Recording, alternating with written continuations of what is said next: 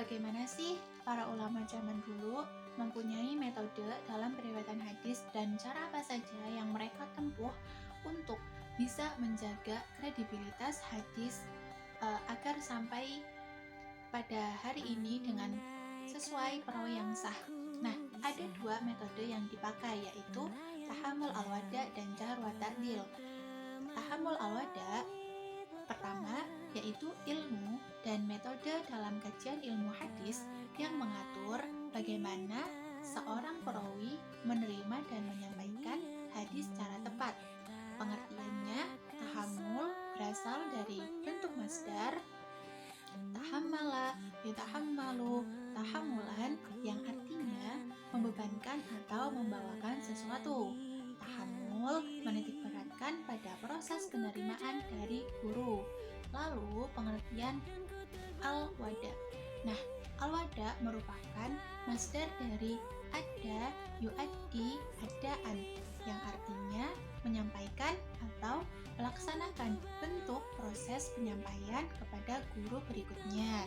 Nah, ada 8 metode yang digunakan dalam tahammul al-wada, yaitu as-sama, mendengar, al-qiraah, membaca di hadapan guru, al-ijazah, surat izin periwayatan, al-munawalah, penyerahan sanad secara resmi, al-kitabah, korespondensi penulis, al-i'lam, guru menginformasikan kepada muridnya, al-wasiyah, pesan wasiat periwayatan, al-wijadah, inisiatif periwayatan secara spontan.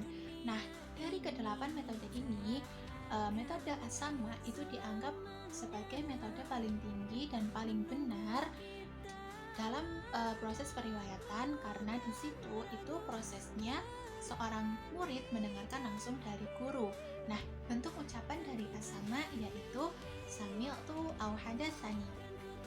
Fungsi utama tahammul al-wada adalah menjaga integritas sanad hadis supaya tidak terjadi perubahan, cacat atau pemalsuan. Tanpa proses tahammul al-wada yang tepat, keaslian hadis itu sulit dipertanggungjawabkan sehingga dipandang kurang layak sebagai hujah dalam hukum Islam. Lalu yang kedua itu jahr wa ta'dil. Nah, jahr wa ta'dil merupakan cabang ilmu hadis yang khusus menilai kualitas dan kredibilitas para perawi hadis agar dapat memutuskan apakah hadis yang diriwayatkan itu dapat diterima atau tidak. Pengertian jahr dalam ilmu hadis adalah kritik terhadap perawi yang menunjukkan hilangnya sifat adil, kejujuran, dan kedobitannya. Sedangkan ta'dil merupakan kebalikan dari al-jahr, yaitu memberikan penilaian baik dan menetapkan perawi memiliki sifat adil dan kedobitannya sehingga layak diterima periwayatannya. Tujuannya jahr wa ta'dil itu untuk menjaga keaslian dan keabsahan sanad agar hadis yang sampai pada umat hari ini itu benar-benar terpercaya dan mampu menjadi atau dijadikan hujah. Syarat utama seorang perawi agar periwayatannya dapat diterima meliputi kejujuran, beriman, amanah, dan menjauhi perbuatan dosa besar dan maksiat. Dobit, ketelitian, kuat hafalannya, tidak sering lupa atau salah periwayatannya.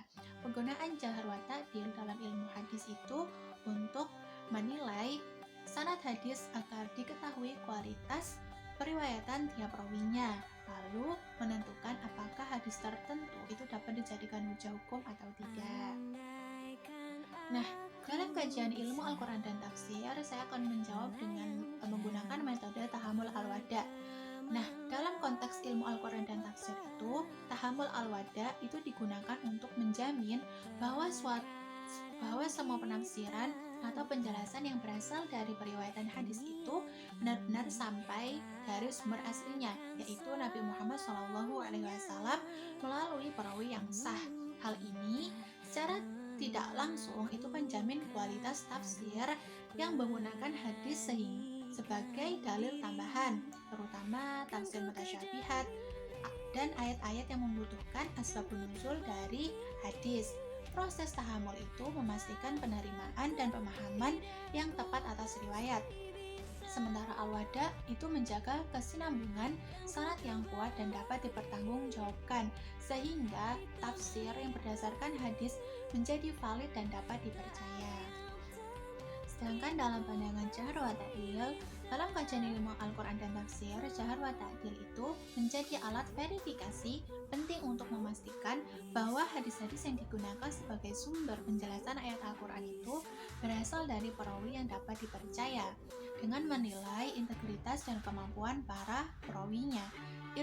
Ilmuwan tafsir bisa menentukan derajat kuat atau lemahnya argumentasi tafsir yang menggunakan hadis tersebut sebagai rujukan. Ini juga mencegah penggunaan hadis dhaif atau palsu dalam memperkuat tafsir, sehingga kemurnian interpretasi Al-Quran sesuai dengan sunnah yang sahih. Yang dapat saya pelajari dalam mempelajari ilmu hadis sampai sejauh ini tuh tentunya sangat banyak.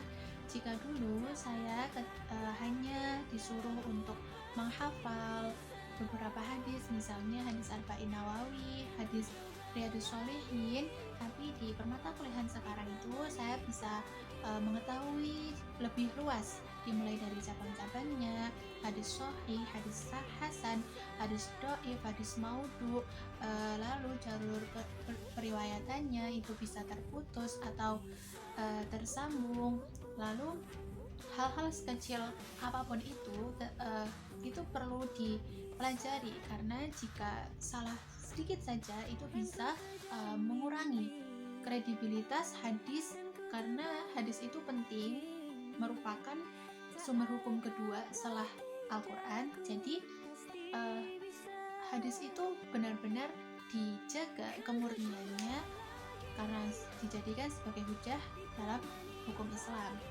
Nah, tentunya saya masih banyak kekurangan, semoga kedepannya bisa menjadi yang lebih baik. Terima kasih, saya Latul Khairiyah dengan NIM 20240080044, studi ilmu Al-Quran dan Tafsir semester 2 kelas 2. Terima kasih kepada Bapak dosen yang telah memberikan arahan sejauh ini. Semoga amal dan ilmu yang dipelajari bisa bermanfaat. Amin ya rabbal alamin.